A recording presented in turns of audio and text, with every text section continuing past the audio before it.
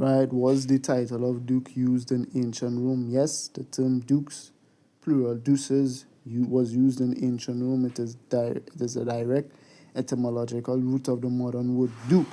However, its usage and meaning in Roman times were quite different from the hereditary feudal title that developed in the Middle Ages. So, what we seeing here? We do the maths. Thing that is the thing that was, it is that which shall be. There's no new thing under the sun. The Edomites was blessed to rule. We saw the Romans end up ruling. The Romans were prophesied that they would rule, and what second I just makes mention that they had rule over the whole compass of the earth. Edomites had to have rule over the whole compass of the earth. Esau was blessed with it. Esau is Edom. We saw Esau's descendants using the title of duke. We saw, as we just looked it up, were the Romans as well using that title? Yes. Then we also saw what? Romans using the title that Esau is using. And then we seen people today still using that title, so that term duke is still present in the earth today. And now we're going to read here Job 9:24. The earth is given into the hand of the wicked. He covered the faces of the judges thereof. If not, where and who is he? Malachi 1:4. These people shall be known as the border of wickedness. So then there was their moment in the earth of the saying they shall be known. Was it then that these people were forgotten? Yes, because what they tried to hide themselves, right? But again, the Most High has exposed you all, right? You all still exist, Ecclesiastes 4:17. There's no end of the people, right? So your nation has never come to a standstill to where you all were eradicated, right? So what? Definitely these people who use the title of duke, as the Romans were using it, and as Esau and his descendants were using it, therefore these people had to be what? They had to be the Edomites. They have to be the Edomites, right? And what their genteel status in the earth, their status of aristocrat or aristocracy, what? Just expose them, right? Psalms 49:11. Their inward thought is that their houses shall continue forever, and their dwelling places to all generations. They call their lands after their own names. Come on. Amerigo for Vespucci, America. So what my question would be this. Their inward thought is that their houses shall continue forever, right? But at the same time, somehow, the people who were blessed to rule the earth somehow don't exist no more. How that adding up? That not adding up. These people lying. Evidently, they are the Edomites, right? They are the Edomites, right?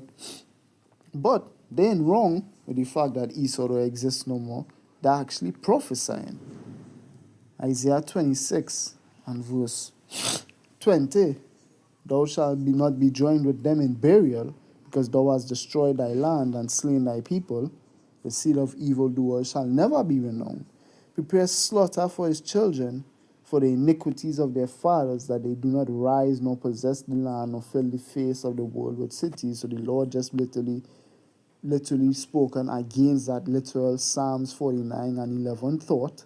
For I will rise up against them, saith Yahweh of hosts, and cut off from Babylon the name and remnant and son and nephew, saith Yahweh. What?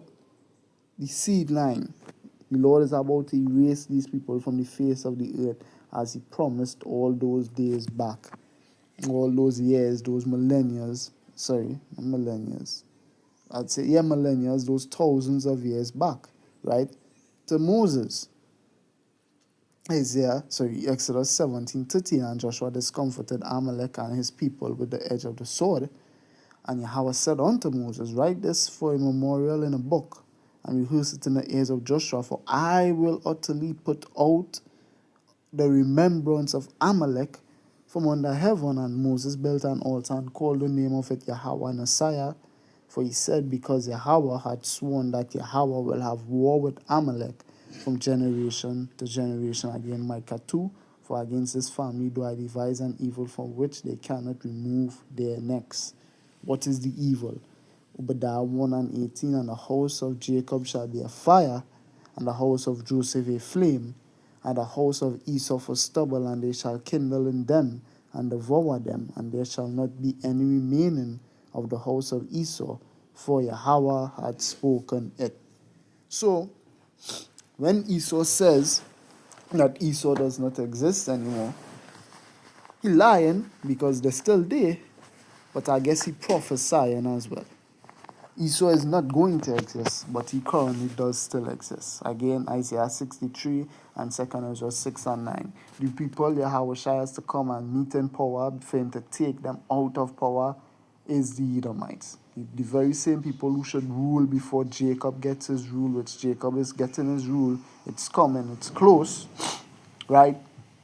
Is the Edomites. They are the ones who are going to rule before us, right? So, Lord willing, this lesson was edifying and that you were edified. In closing, we like to say, Kal Halal Yamla Yahweh, Ba'ashem Yahushai, Ba'ashem Kodash. Like to give double honors, double unto the apostles and elders of great millstone who surely do rule well.